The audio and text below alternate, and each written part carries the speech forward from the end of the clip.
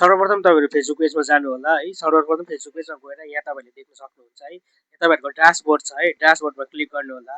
ड्यासबोर्डमा click गरे पश्चात तपाईँहरूले यहाँ देख्न सक्नुहुन्छ है, मोनेटाइज भनिकन अप्सन आएको छ है। मोनेटाइज अप्सनमा चाहिँ तपाईँहरूले यहाँ एफिलिएट पार्टनरसिप भनेर एक्टिभ गर्ने एउटा अप्सन आएको छ है त। यहाँबाट चाहिँ तपाईँहरूले धेरै प्रकारको अर्निङ गर्न सक्नुहुन्छ है त। यसलाई एक्टिभ गर्नु होला। एक्टिभ गर्दाखेरि तपाईँहरूको यहाँ फ्लिपकार्ट मन्त्रा आएको छ, फ्लिपकार्टमा क्लिक गर्नु होला। यहाँ कन्टिन्यू गर्नु होला होइन। यहाँ तपाईँहरूको एलो गर्नु होला। एलो गरेर यहाँ तपाईँहरूले होइन, यो तपाईँहरूको नम्बरहरू लगाइकन फ्लिपकार्टमा लगइन गर्नु होला। अन्त तपाईँहरूको पेजमा होइन फ्लिपकार्टको के पपअपहरू आइरहेको हुन्छ है त।